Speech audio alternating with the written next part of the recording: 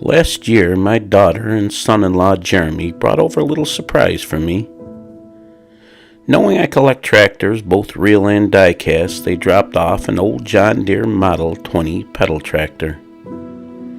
I recognize this old pedal tractor because it once sat proudly in front of Jeremy's parents' house in a small garden near an old tree. I had admired it for years. After the passing of Jeremy's father, John, Jeremy decided that it should find a new home where it could get some attention. Knowing that I restore old toys and tractors, Jeremy knew it would interest me and that it would be around for the kids for a long time.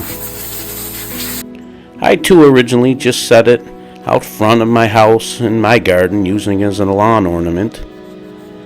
Time wasn't available to start a restoration on it right away, so as it was already accustomed to, it just sat proudly in the front yard with no complaints. I would stare at it every time I cut the lawn, and it tugged at my heart every time I seen it sitting there in its old, faded, original John Deere green paint. So this fall, it was time to give it the attention it so deserved.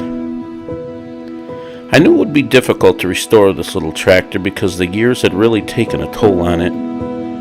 A tree from a storm had once fallen on it, causing the casting to be crushed and broken. The wheels and tires were rotted, and there was no salvaging them. The bearings were also no good, and it had long stopped rolling around as it should. Though with some determination, I managed to drill out all the old bolts because they were way too rusted to be loosened. I finally got it stripped down to nothing more than a bunch of parts and pieces. The castings had taken a lot of damage through the years and had some pitting. The chain assembly had broken and seized inside the casting and needed to be removed.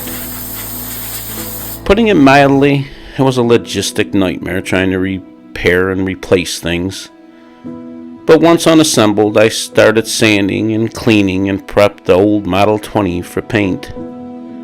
I lightly worked on the dent from the tree branch, but being the body is cast, it was very brittle and I didn't want to push my luck. But before long, it started looking like it did when it rolled off the assembly line in 1965. And with some custom-made steel wheels, I began to assemble John back together.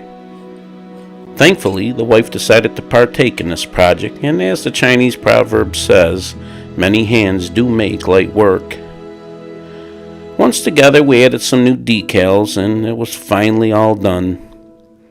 Now, please understand that I could have done a much better job on this restoration, but my intentions were more about cleaning it up and still keeping a little resemblance of who John was and where it originally came from. So, leaving some battle scars seemed fitting to me. So, John was born, respectfully named after its brand and the original owner, and now sits proudly among my collection of tractors where it will sit for many years to come. I think John would have approved.